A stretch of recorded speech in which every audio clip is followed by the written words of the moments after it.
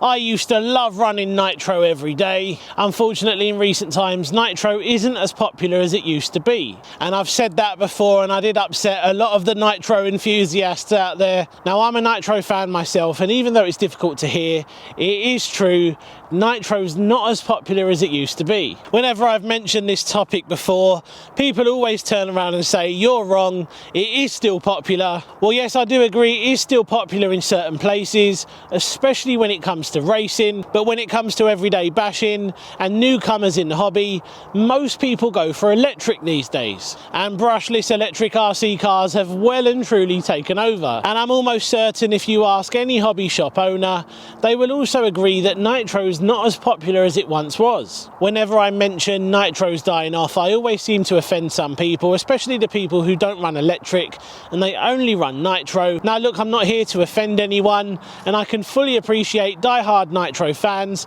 because I am one myself, but if you think Nitro's still as popular as it once was, well, I'm really sorry, but you must be living in a dream world. Now look, I know exactly how you feel because it's also really difficult for me because I used to love Nitro. Now there are many reasons why Nitro's not as popular as it once was, but I think the biggest one is ease of use. Nitro just requires so much more patience to get it right. And to learn how to run and look after a Nitro RC car is just such a steep learning curve for a lot of people. Now the only way Nitro was ever going to stay popular was if it could match the performance of brushless electronics, which we quite clearly know it can't, and if it actually become a lot easier for newcomers getting into the hobby. But look, there's really no easy way to put this.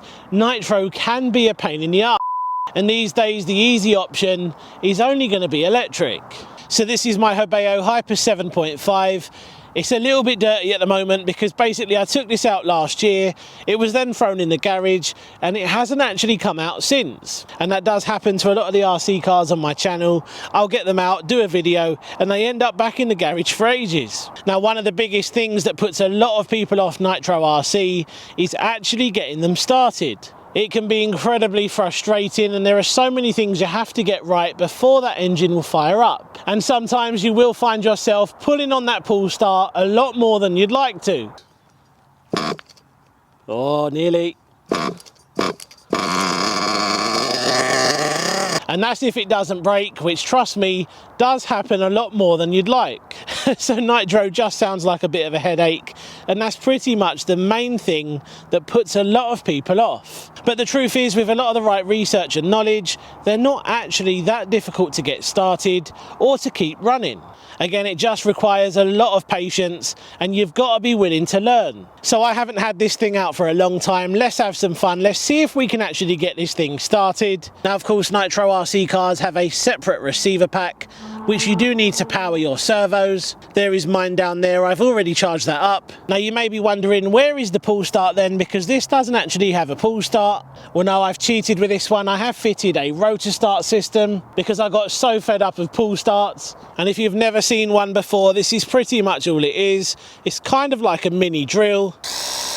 That's a lot easier than pull starts. Now, this is a much easier system to use compared to a pull starter. You also need a glow start to get a Nitro engine started, and there are loads of these available. And this one has a nickel metal hydride battery up on top there. This is probably the most common option. Now, this is what I use most of the time.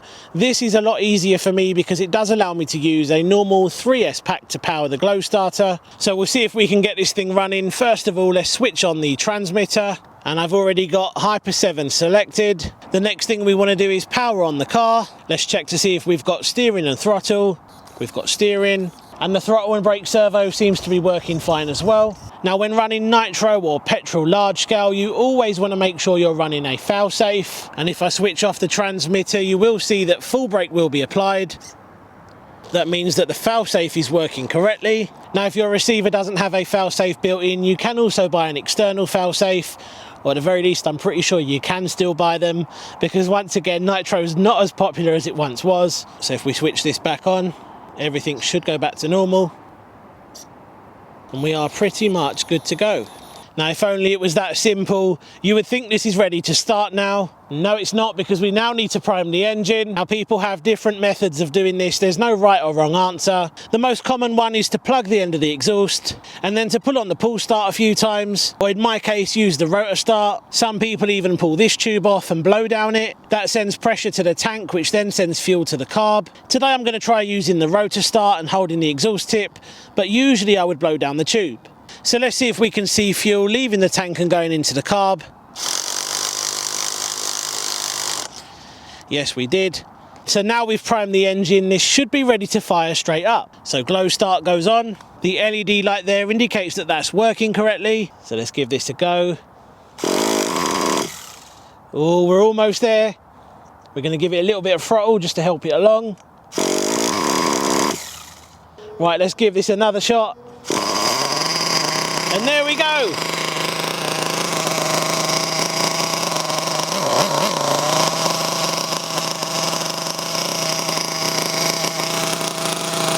So first start of 2024, this thing's been sat around for ages.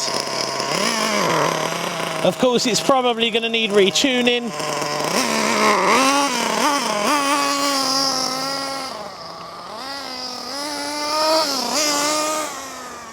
And I don't care what anyone says, you can't beat the sound and the smell of Nitro. Yeah, it does look like it's running a little bit rich. This thing's about 17 years old. And it's never let me down since I've owned it. You can always rely on a Nitro Hyper 7. These things are bulletproof. So as you see there, it is quite an intensive startup procedure. And when you compare it to something like electric, I think it's quite easy to see why Nitro's not as popular as it once was. Because yes, it can be so much more effort. But just like real electric cars, electric RC just doesn't sound like this.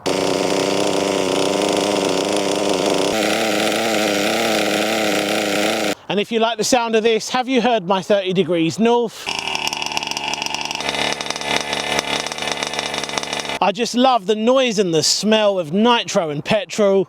Doing videos like this always brings back lots of good memories when it comes to Nitro, and it is quite sad actually that things are going the way they are. You'd still never catch me driving an electric car though. Now another really big thing with Nitro is maintenance. You can't just run these things and forget about them. Air filters need to be cleaned and air filter oil needs to be applied. It's always good practice to use some after run oil as well. So there is a lot to remember when running Nitro, but I kind of think that's what makes it so enjoyable. And once you get used to it, it's really not that hard at all. But I do understand why a lot of people are put off by Nitro because of how intensive it can be, especially if you're just starting out in the hobby. I think all you need to do is be brave and just give it a go. And if I can run Nitro successfully, I'm pretty sure you can too. Now it doesn't stop here, there's one more thing to talk about, and that is tuning. As you see when I started this up, this thing's running rich, so of course I do need to adjust my carb settings.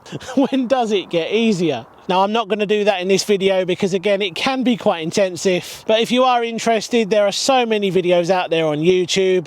There are also so many different methods of doing it. Don't be too frightened about tuning, it's really not as difficult as it sounds, but tuning is another thing to add to the never-ending list of things to remember. Even if the weather changes, you need to do a retune. In the summer you tend to run a leaner mixture, and in the winter a little bit more richer. I promise it's not complicated. I don't think I'm selling Nitro to many people. So is there actually anything good about running Nitro? Well, of course there is. Firstly, there's the sound, and there's that feeling of driving an RC car around with a real engine in it.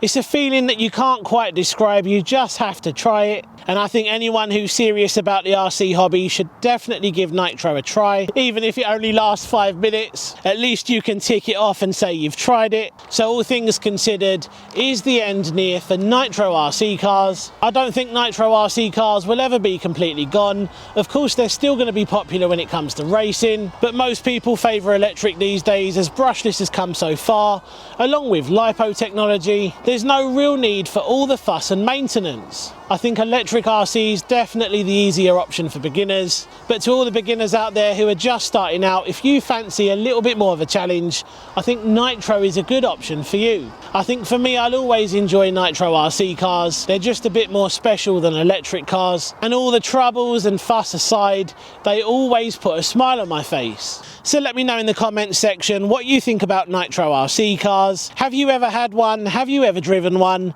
Let me know your thoughts and opinions down below. But these fantastic RC cars will never be as popular as they once were. Cheers for watching. See you on the next one. Take care.